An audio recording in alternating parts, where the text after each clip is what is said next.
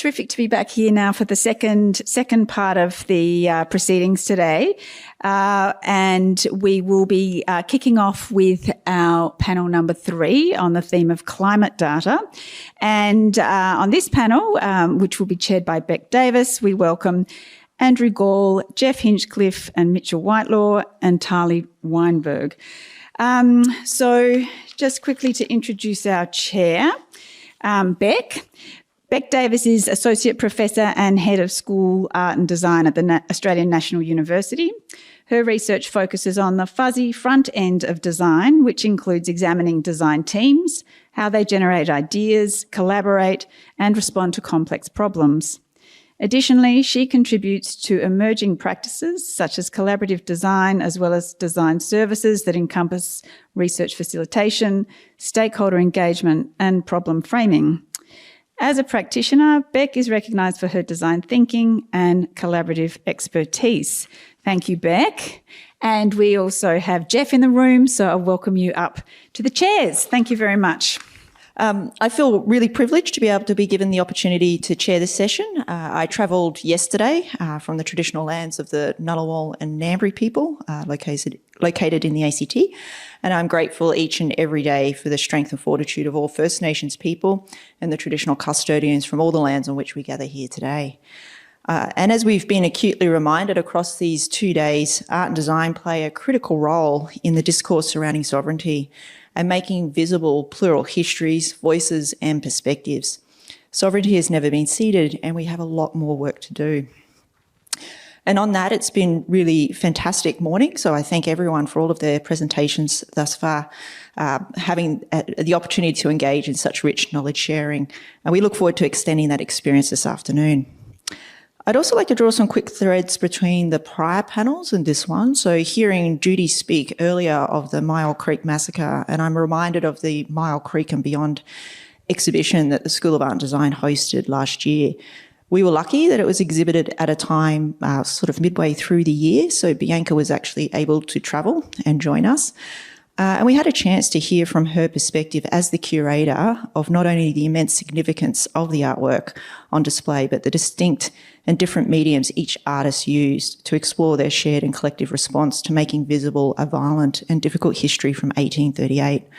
Artists such as Robert Andrew, Fiona Foley, Judy Watson, Julie Goff, Carol McGregor and Warraba Weatherall, among others.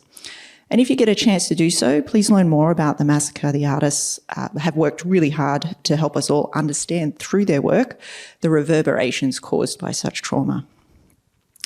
This session shifts gears a little bit in terms of the theme. So we've heard of 2 themes this morning, so data legacy and data location. And now we're going to hear from a number of speakers around climate data. And in this session, we'll explore multiple modes of representing the effects of climate change. And this will be shared and discussed from various perspectives and different practices. So continuing with that theme of multi and transdisciplinary activity. So as Fiona mentioned, today we'll hear from Andrew Gall. So Andrew's going to join us on Zoom. Tali has supplied a pre-recorded presentation because Tali is based in the US and I think it's 1 a.m. there right now. So we thank Tali for sending that presentation through earlier. We've got Geoff in the room, so thank you, Geoff, and Mitchell, who's a collaborator with Geoff, will join us online. So to our first speaker, Andrew Gall. Andrew holds a Bachelor of Contemporary Australian Indigenous Art and is currently a doctoral candidate at the Queensland College of Art at Griffith University. Trained as a jeweller, his practice has expanded within the context of innovations in 3D scanning, drawing and printing technology, exploring technology's role in aiding the preservation of cultural knowledge and tradition. Andrew's presentation title is Climate Change and Culture. And just for your benefit, Andrew, I can see your first slide is on the screen and we can see you in the corner of that, which is fantastic. And Andrew, when you can you just please take a moment, introduce yourself and please provide some verbal instructions to our fantastic tech team that we have here today. So they're doing a great job and they'll happily flick through your slides as well as play your video. So if you just give them some verbal instructions, they'll be able to enact those instructions for you. So I'll now hand over the floor to you, Andrew. Thank you. Yamina Andrew Gall, Mina Pakana Lachuita, Nari Ninatu, Tepani. Hello, my name's Andrew Gall. I'm a Pakana from Lutruwita, it's Tasmania. I'd like to acknowledge the Yagara people, the traditional owners on the unceded land where I live and work, and their elders, past, present and upcoming. I'd also like to acknowledge the Pakana elders from my country, Lutruwita, and my ancestors who grant me the ability to share part of our Pakana culture knowledge. And I had a chat to Ash just before we started, thanks Beck, and he's got it all teed up, and hopefully you can hear me okay. And I'm as nervous as all anything, so if I stumble and fall, I don't have much far to go. I'm sitting on a chair. As Beck said, I completed my Bachelor of Contemporary Australian Indigenous Arts, the honours version, in 2017. I had the privilege of obtaining the permission to make these necklaces that are cultural necklaces, but in sterling silver.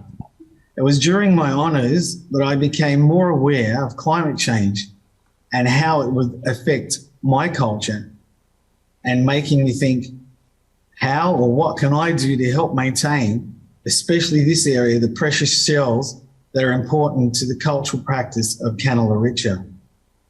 It was not enough that the colonialists came to my country and came so close to committing genocide on my people, but we survived. Elements of my culture lay dormant, such as Palawakani. It's our language, but it's becoming more reanimated every day. Canala Richa, the shell necklace making, continued through the attempted genocide and is still being practiced today. Now, unfortunately, climate change has come along to destroy this important cultural practice. I've already seen on the image from the data imagery thing, a necklace from a Canala Richa necklace from Auntie Lola Greeno. This is another one of hers. It's beautiful, and this is what can be destroyed with the onset of climate change. Okay, so I look at how. The question I have is, how can we help Canala Richa to continue if climate change wipes out our shells? In 2015, 2016, there was a weather event, they call it, running down the east coast of Australia, down the east coast of Lutruwita, and it caused some kelp forests to be wiped out, and as well as something that's not been down there ever since I've been down there, and that is they're able to catch fish on the coastline down there that you catch up here in Queensland, which is like excited one of my brother-in-laws. So this question set me on a new journey. It was through the valley of high degree by research. Education and we are not the best of friends. So I'm not really into writing and studying. I prefer to make. So this journey, it took me on a hard and winding uphill path, but I'm determined to find an answer or solution to this question. My ancestors walked beside me and whispered, "We have survived attempted genocide. You will find a way to help Canala Richa survive."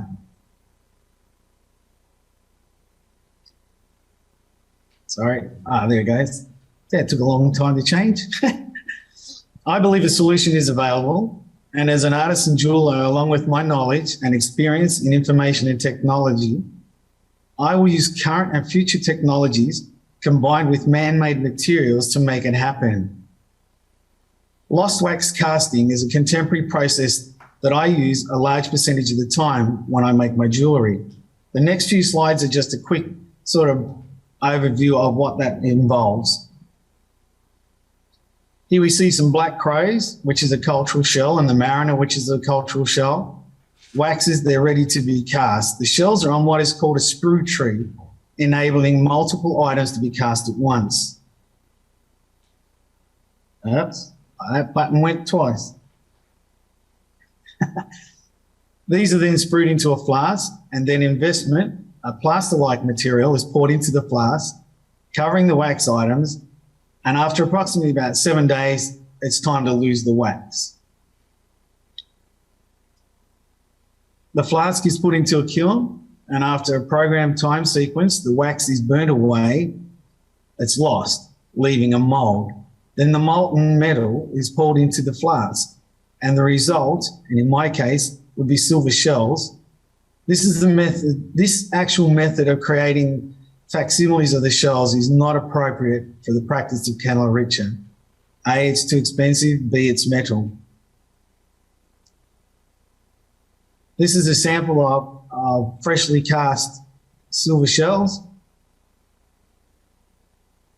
And this one is those same shells polished, ready to be made into wearable art pieces.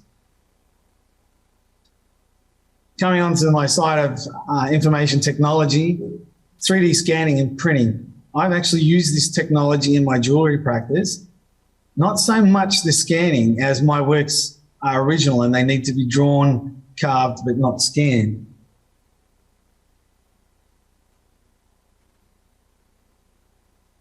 After looking at available tech, I concluded that the processes of 3D scanning and 3D printing would be able to do what I needed it to do, to produce shells that were, very, very high-class facsimiles of the natural shell, if needs be.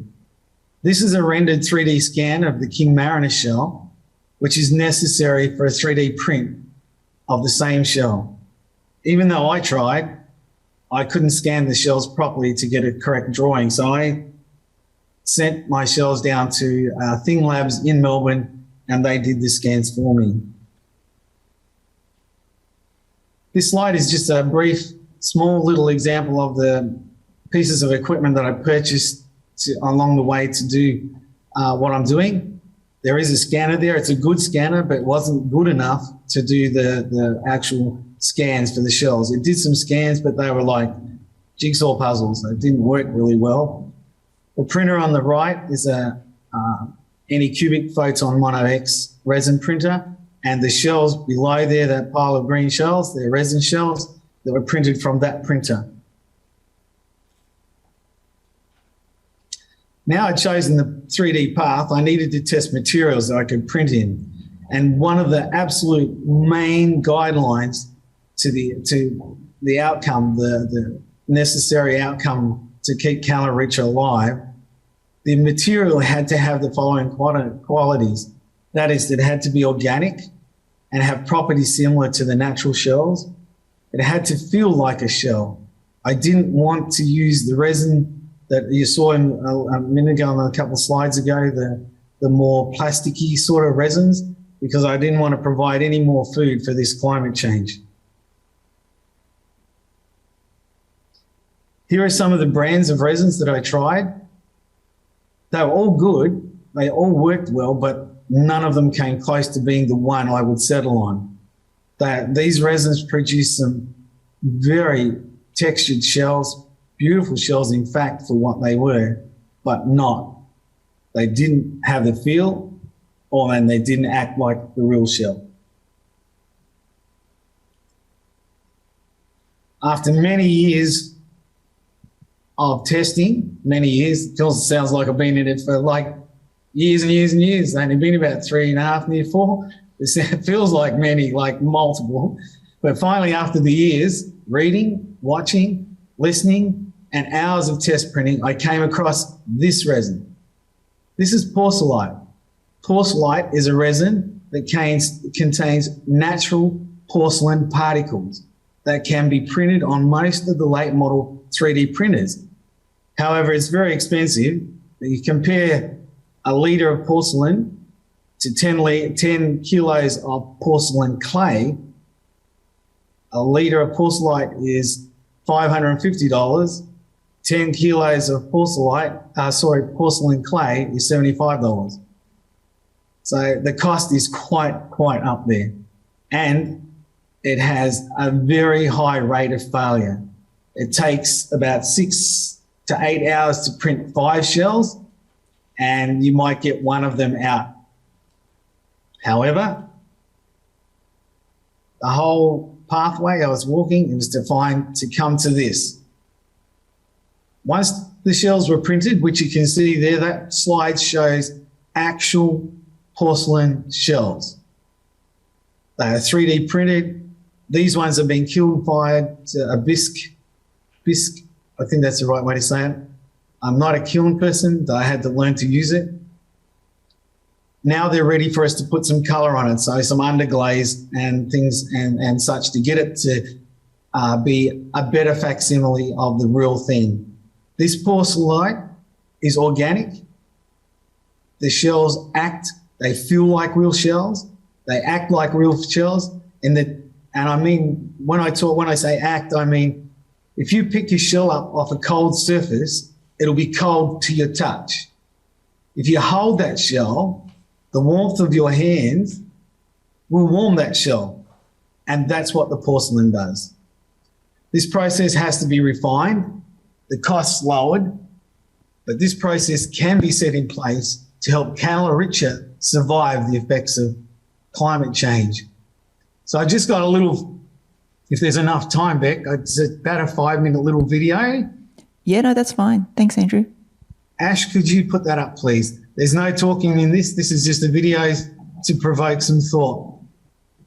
Thanks.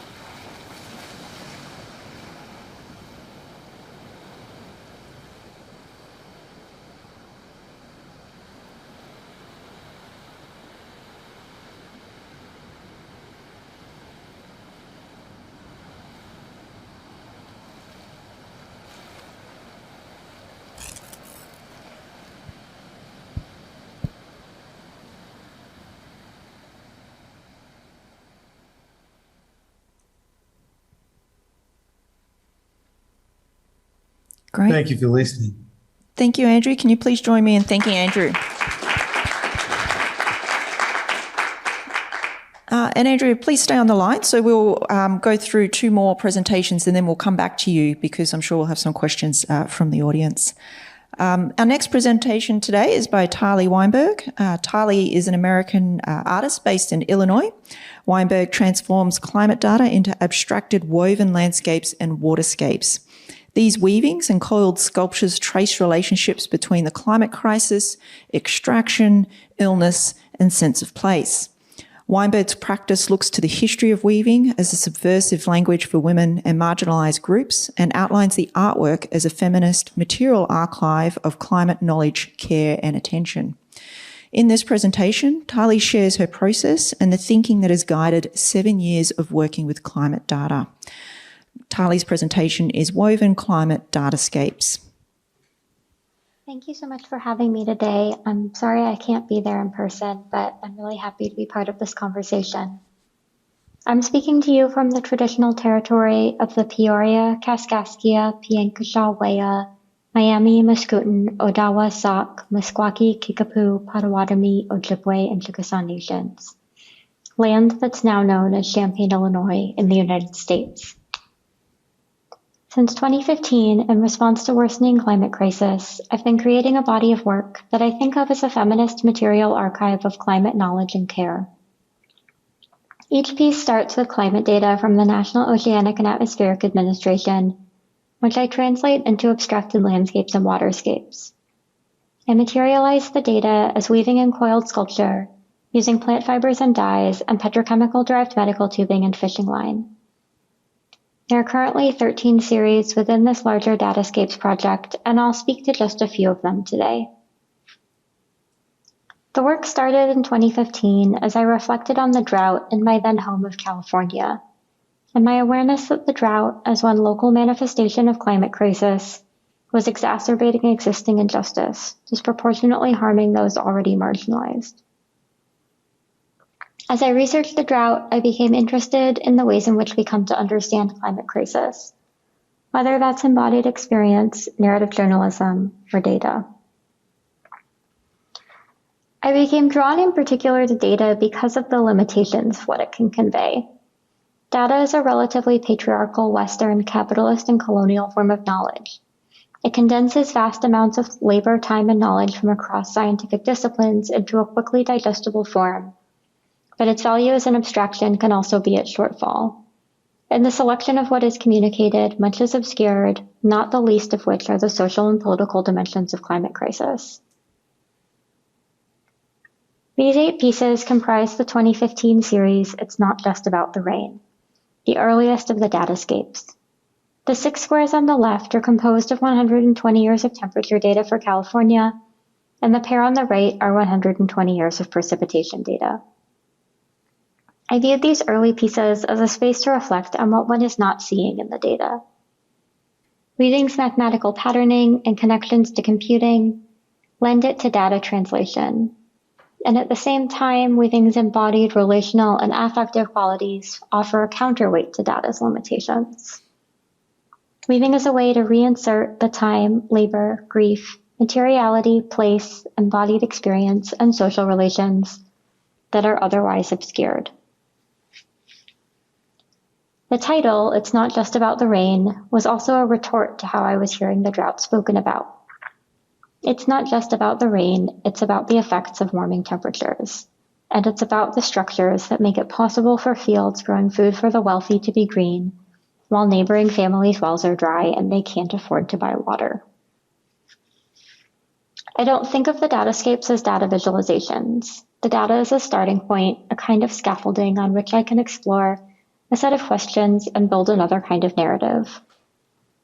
I make choices about material, form, and color for each datascape to explore personal relationships to place and to reinsert social political dimensions of the climate crisis back into the story that the data tells. So to jump ahead a few years now, in January of 2017, I moved from California to Tulsa, Oklahoma for a fellowship. And my move to Tulsa brought me up close to the oil and gas industry and the harm that it continues to inflict. My move was also concurrent with major political shifts in the US.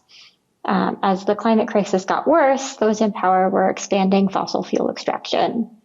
And in 2018, in fact, the US became the largest extractor of oil and gas in the world. So this is the context for the weaving in this image here. Fault lines is comprised of 94 to 125 years of temperature data for each of the 6 top oil extracting states in the US: Texas, North Dakota, Alaska, California, New Mexico, and Oklahoma. I made fault lines in 2019 to point to the direct relationship between extraction and the state. The size of the piece, 9.5 feet by 5 feet, mimics that of another kind of textile, the flags used to drape military coffins in the US. Fracking poisons the groundwater and spews gas into the air. At Standing Rock and other sites of pipeline construction, the state uses violence against water protectors while protecting the fossil fuel industry instead. The violence of extraction is then justified using the same patriotic language employed by politicians to justify wars. Weaving this flag, then, is a nod to that patriotic justification for extraction, and it's also a way to attend to the many casualties that it leaves behind, human and non-human, inside and outside of the industry. The color palette drew from sedimented earth and the landscapes of my then home in Oklahoma, from red soil to prairie grass. Parts of the cloth are left unwoven, pointing to the voids resulting from extraction. The panels are roughly stitched together, revealing fault lines to reference breaks in the earth and a fractured social structure.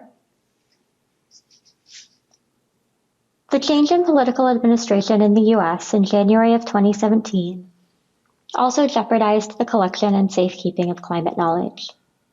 After the 2016 presidential election, scientists and activists rushed to copy and preserve as much climate data as they could, knowing that it was at risk of being erased once the new president took office. Following the lead of those that I knew trying to protect data, I copied the contents of the database that I'd started using in California, ending up with spreadsheets of hundreds of data sets. Immersing myself in this data then informed my work for the next several years as I continued to find new stories and new questions. Looking at this visualization of some of the temperature data I'd accumulated, I was first struck by how much easier it was to see the clear progression of warming at larger geographic scales. Our individual experiences of climate crisis are not legible in such data. Those experiences are vastly unequal, shaped by the intersections of human-caused changes in weather patterns with race, gender, class, disability, geography, and policy. But while our local and personal experiences of climate crisis are unjustly different, we're all in a way still materially bound together by this crisis. The spreadsheet that you just saw became Bound, an ever-changing sculpture comprised of climate data for 300 places around the globe that's been materialized as 1,500 feet of petroleum-derived medical tubing, divided into 5 to 6 foot lengths. The tubes are wrapped with plant and insect-dyed cotton, color-coding the data. Each tube is temperature data for a different city, state, or region of the world. I worked on Bound for 2 years, and because it was a multi-year project, I exhibited the work iteratively, thinking of each installation as a way to reflect different aspects of climate crisis. In the first iteration, included in an exhibition about land use in Oklahoma in 2018, 15 of the tubes took form as a 24-inch by 60-inch by 10-inch knot, a landscape crisscrossed by oil and gas pipelines. I thought of Bound as a materialization of entanglements, with fossil fuels, with each other, and with earth, air, and water. Extraction damages the earth and our bodies, even as fossil fuels structure our lives. While petrochemical pipelines run through the earth, petrochemical-derived medical tubes are pipelines that run through and around our bodies. These tubes are used for chemo drug delivery and other medical interventions for illnesses that often have the same causes as ecological destruction. I composed this iteration of Bound for an exhibition in Asheville, North Carolina.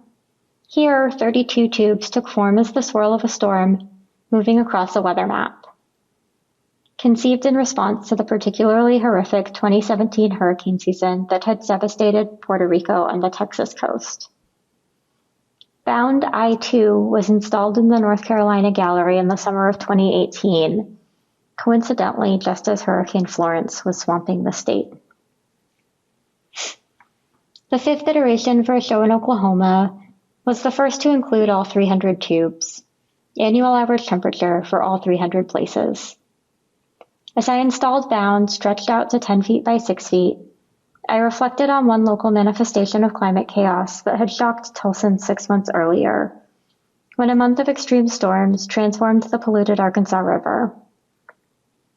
Overflowing its banks, the river swallowed up homes and unearthed 50-year-old plastic waste from nearby landfills. I thought of this alongside my memory of the river from when I first arrived in Tulsa 2.5 years earlier, a brown trickle rimmed by oil refineries. Copying the NOAA database in 2017 also brought my attention to how the data was aggregated, primarily along politically defined borders.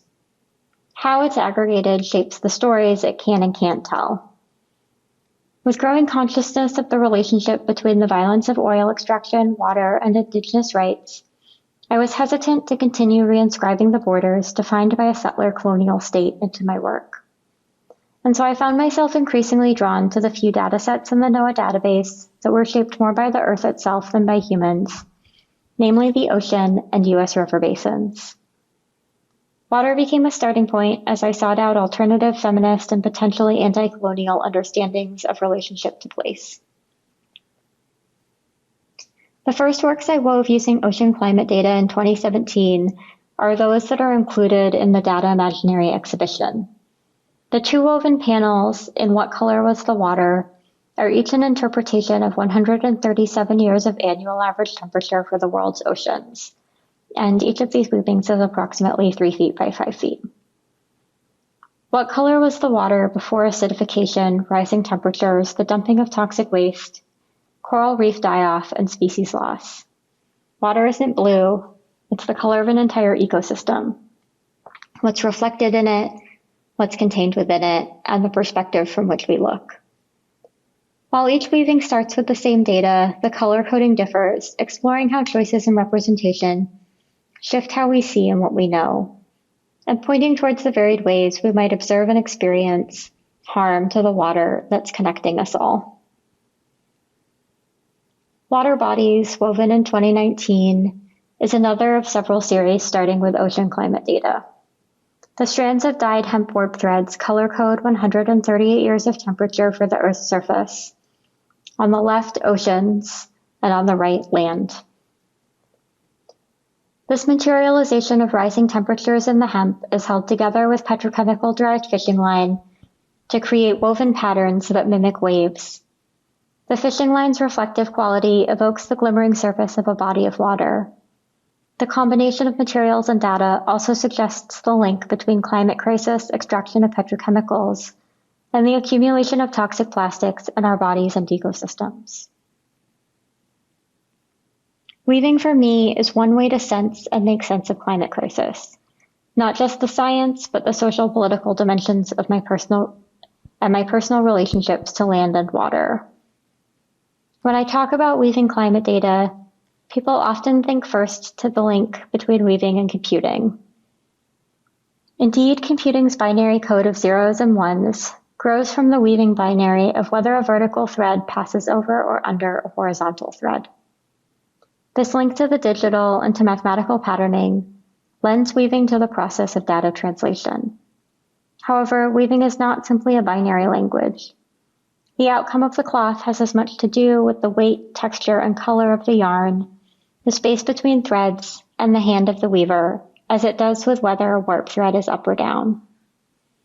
Weaving is a language that's multifaceted, relational, affective, and embodied. A language, I would say, that lends itself to the expressions of resistance, care, attention, and grief that are necessary for grappling with the climate crisis. Okay, our next presentation is by Geoff Hinchcliffe and Mitchell Whitelaw. So I believe Geoff's going to be driving the presentation component for this one, and Mitchell will do his best to join us for the Q&A. So I'll just quickly introduce you, if that's okay, if you feel free to do a test in the meantime. Hello. Yeah, it's working.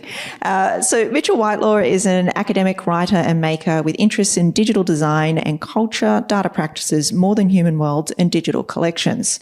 Geoff Hinchcliffe is a designer, developer, and researcher with an interest in design, data, computation, and interface aesthetics. Both are academics at the Australian National University, and together Hinchcliffe and Whitelaw have an extensive history of collaborating on data visualisation projects with a particular emphasis on providing tangible representations of data. I'll now hand over the floor to Geoff, who's going to also attempt to use the magic clicker. Hello. Thank you, Beck. So I'm Geoff Hinchcliffe. I'm from the ANU School of Art and Design, which is located on Ngunnawal Ngambri country, and it's wonderful to be here today in person on Kaurna land, and I acknowledge the elders of the Kaurna people, past, present and emerging. Today I'm going to talk about My Climate 2050 and provide some reflections on how that work relates to the theme of data imaginary. As you'll hear, I think that data and imagining are inseparable. And I also think that My Climate 2050 is an excellent fit for the data imaginary thematic. So thanks to the curatorial team for including it, and also for the opportunity to speak to you today about it. So My Climate 2050. It's a work that was completed for the Australian Conservation Foundation in the lead up to the 2019 federal election, and it allows a person to choose their location and navigate an animated sequence of visualisations showing how their neighbourhood might be impacted by climate change in 2050. The work draws on historical data sets for maximum daily temperature and rainfall. You're seeing them there. And it also draws on future projections for maximum temperature and rainfall. So in addition to serving as a public-facing piece, the work was also used by the Australian Conservation Foundation to produce visuals and summaries for particular locations, which they then incorporated into press releases. So basically to lobby in the lead up to the 2019 federal election. And as a result, the work received quite a bit of interest from mainstream media, such as news and radio. So some reflections on data imaginings. Let's start with the data itself. So as I mentioned, key to the work is a large data set describing a climate of the future. So in generating future temperatures and rainfall, there are different models that can be used and different scenarios within those models. For our work, we used an Australian model called Access and used a scenario of RCP 8.5, which is based on a business as usual approach to carbon emission mitigation. So I'd just like to point to our source data as our first example of data imagining. The whole practice of producing data that describes the future is an act of imagining, one that is ideally grounded in scientific fact, but an imagining nonetheless. Developing a work is also a deeply imaginative process, as we've just heard. A process we always begin, and the we in this case is Mitchell and myself in these collaborative works, we always begin these processes with an investigation of the data. So for us, data is a flexible and malleable material that we must explore in order to understand its qualities, limits, and potential. And that exploration typically takes the form of makerly experiments, whose role is not only to provide us with understanding of the data and its qualities, but it also allows us to test and probe the ways in which we can represent that data. So you're seeing some of that early work in this sketch here, where we're testing out the radial graph. So rather than a convenient linear design process, ours is a much messier tangle in which problem space and solution space co-evolve. Now, I've previously written about visualizing and representing data as an imaginative process akin to stage or film production, but where those practices involve interpreting and realizing a script, we interpret and represent data. And now I'm just showing you this because it's something I found in the sketches. So it's a sketch. It's actually drawing on the same data that you saw in the previous slide. But in this case, we're representing it using text, a sort of narrative text. We're imagining it as a book cover and providing a synopsis on the back that talks about a locale in words rather than images. So the analogy of data as script might be a bit of a stretch, but the point is that the data or the script are not a set of instructions that can be followed didactically, but a source that must be interpreted and imaginatively represented. An example of this interpretive process is the notion of new summer and the disappearing winter. So there's new summer and the disappearing winter. These proposals were the most provocative aspects of the work and garnered much media attention. But they are an invention. The seasons are prescribed by dates in the calendar, but that representation fails to detect the significant shifts that are projected for our local climates. So instead of the conventional seasons, I imagine seasonality based on the qualities of those seasons. Winter as a period of at least 1 month, where average daily temps fall within a particular range. So if in the future there is no such period, can we say that what we know as winter today will no longer exist? If we visit the snowy mountains in July or August and the conditions feel like autumn or spring, is it still winter? And at the opposite end of the year, if we encounter periods of heat that exceed anything previously recorded, is it a new season? New summer, summer plus? There's no single right way to represent data. Every visualization involves choices, both practical and creative. Now, those choices will be informed by what the data affords, but also by the intent of the authors. And in my climate, our intent was very much about bringing climate data from the abstract to the tangible. Climate data, as we've just heard, reduces phenomena to a numerical abstraction. When we visualize data, we aim to reanimate it, to move it from the abstract to the tangible. Our visualizations can't produce heat or cold or rain, so instead we use context to bring the data from the abstract to something more discernible and personal. A global temperature rise of 1 or 1.5 degrees is incredibly abstract. What does that mean to the average person? Whereas seeing the increase in days over 30 in your neighbourhood is much easier to comprehend. You can imagine how that might feel to you and your family, to your friends, to your community. So in these reflections, I've mainly talked about imagining within the creative process, but when it comes to climate, our future depends on imagining. To act decisively to address climate change requires a bold act of imagination. It requires us to engage and imagine the futures that our climate scientists predict. And if we cannot engage in that act of imagining, we cannot take the steps necessary to steer towards a more sustainable future. Thank you. Thank you. I thought I'd be smart and close my laptop, but now it does also mean I don't know the time. So we will, if you do have a question in the audience, feel free to put your hand up so I can see that you have a question. But I actually do have a question I'd like to pose to Andrew first, and then if Mitchell is online, obviously Mitchell, and then obviously Geoff. So if Andrew is there, I can't quite see him, but hopefully he's online. My main question is, so Andrew, you mentioned that your work sits within the frame of your PhD. Hi, Mitchell. Hi, Andrew. I can see you both now. That's wonderful. Great to see you. Andrew, so your work sits, as you mentioned, you're a couple of years in now into the PhD process, and you're discovering new things as you progress through that, not just in terms of materiality and form, but just even understanding how you go about capturing this history and preserving it.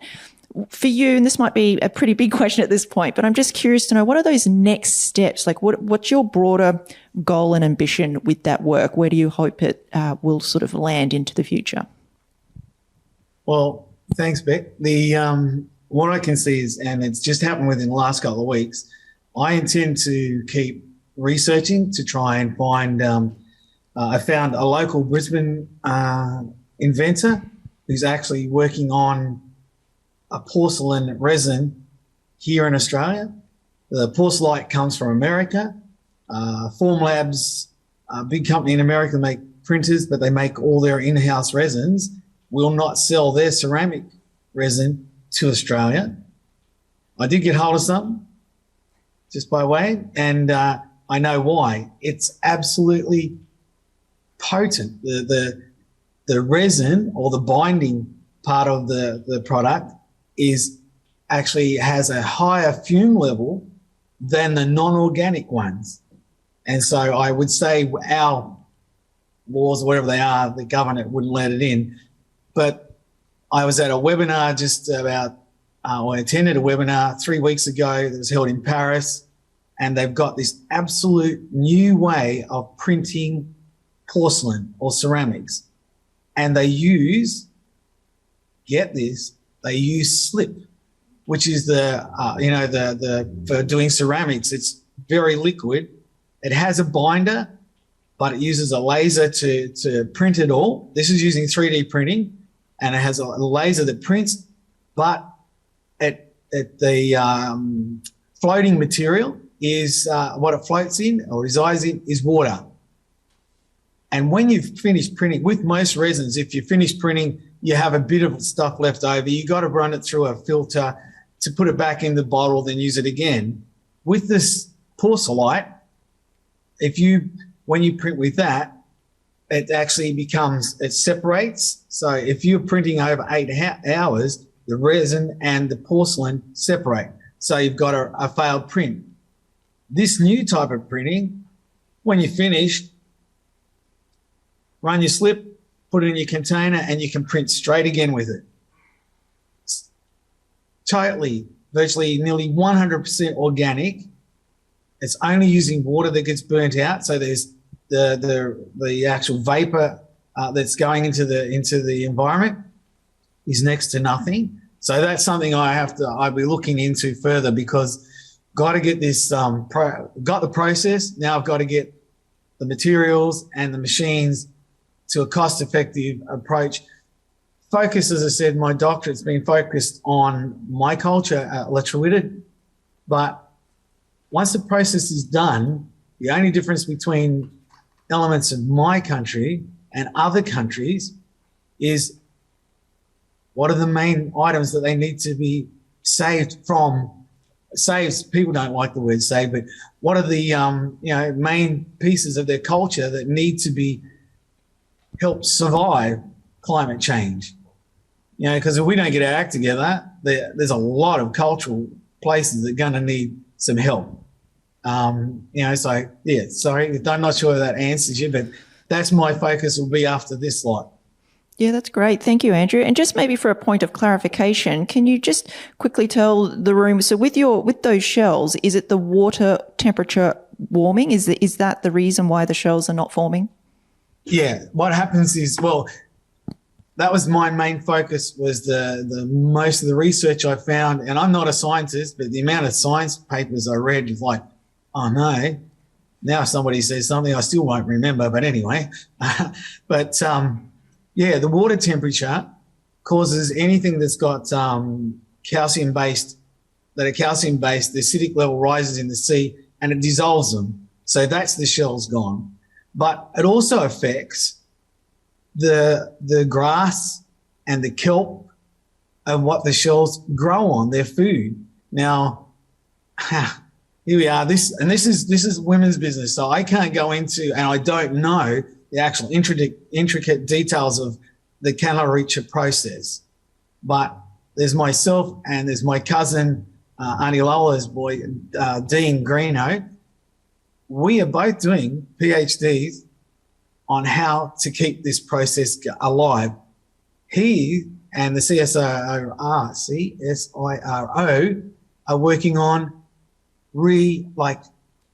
replanting the forests, saving the grasses, saving the kelp.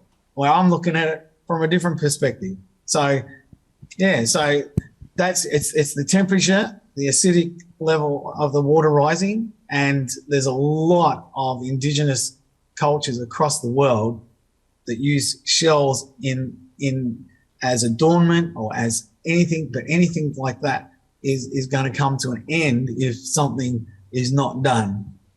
So that little video at the end was just a bleeper. Thank you so much, Andrew.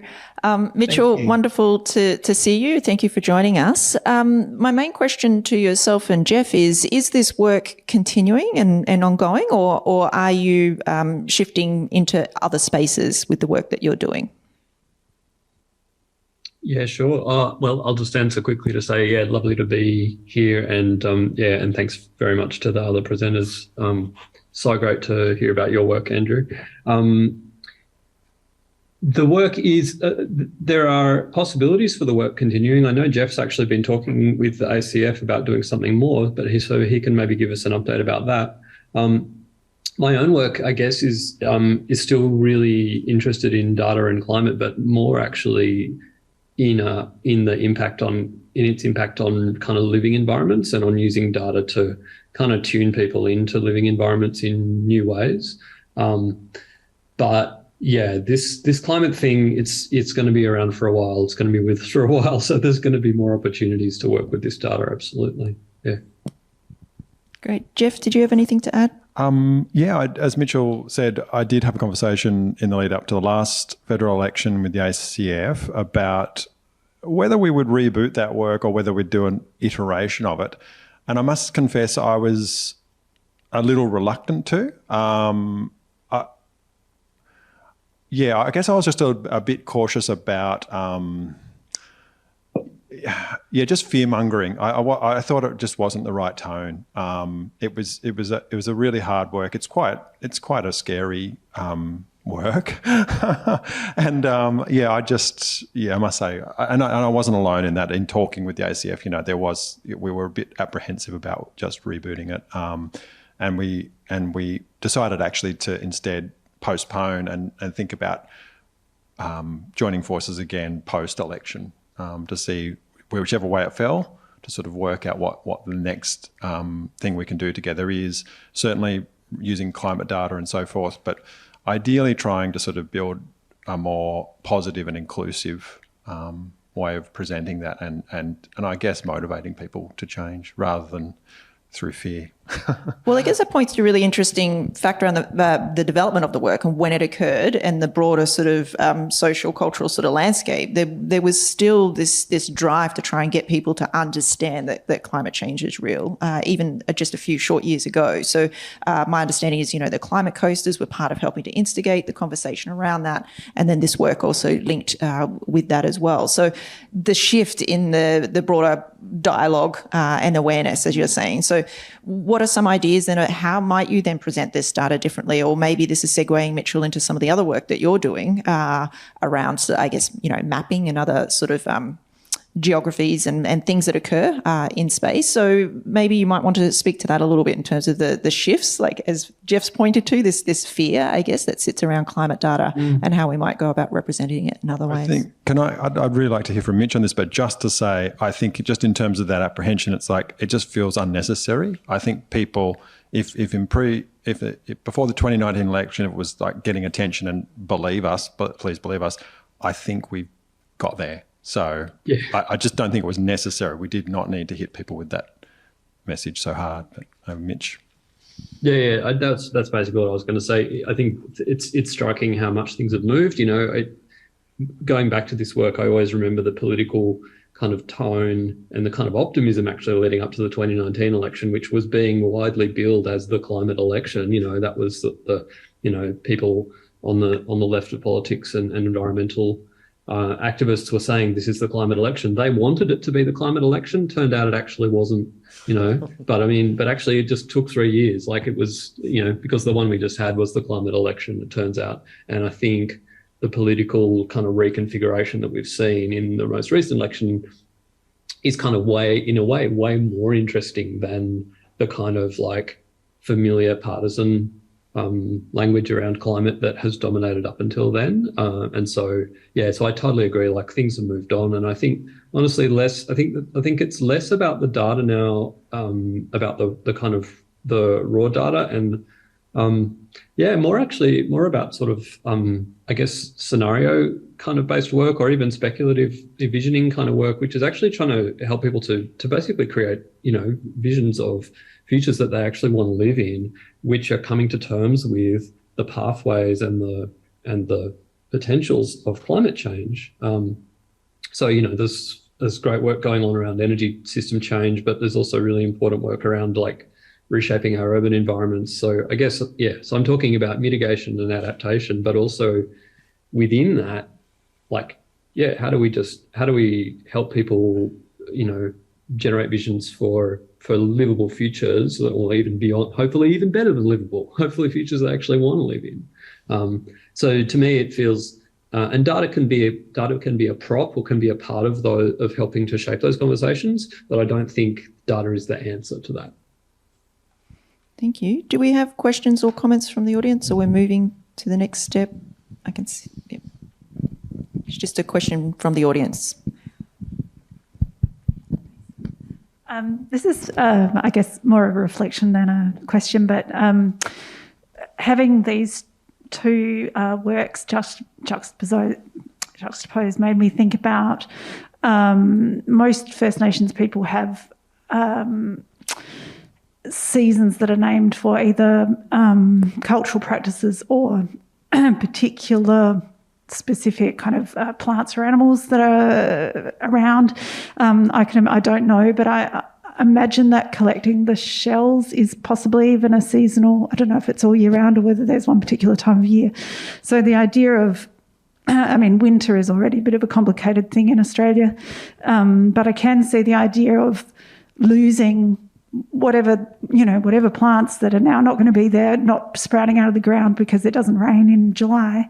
I really feel like the climate and the Indigenous sort of descriptions of the world are kind of closer than we normally think. The idea, like we can say winter's disappeared, but I don't think Australia really had, Adelaide never had just winter in the first place. So something's going, but really understanding what it is takes both these perspectives, I think. Yeah. Yeah, no, that's a really fascinating point, and it reminds me of research that a colleague at ANU was conducting looking at birds, but looking at, so again, in terms of that work that we were showing, it sort of was drawing out some of the big headlines, days over 40 and these kind of big impacts. But all of this research was about the biomorphology of birds and how it's like a rapid evolution, how they're changing almost instantaneously to really subtle changes in the environment. So it was about all of the subtle ends that are imperceptible to us. So it's much more, probably more relevant to them is the changing winter temperatures, not maximum headline things, like just this ever subtle shifting up. And so that has radical impacts on birds all across Australia. In much the same way that Andrew's talking about, with currents and tides and acidity levels, and we can barely perceive them, but the ecosystem sure can. Yeah. Andrew, is there anything you'd like to say to that point around seasons and the way it relates to your work? Yeah, the shells are mostly coastal shells, so it's the seawater mainly that they're in, and the grasses are sea grasses, but they are seasonal. And if Auntie Lola was there, she could tell you it can take like 3 years or more to collect enough shells just to make one of her necklaces. And Auntie Lola is an awesome lady, and the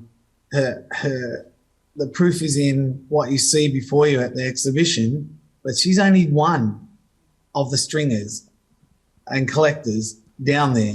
So they've got their own territories, but it is seasonal. And the last time I went home, the seasons had changed.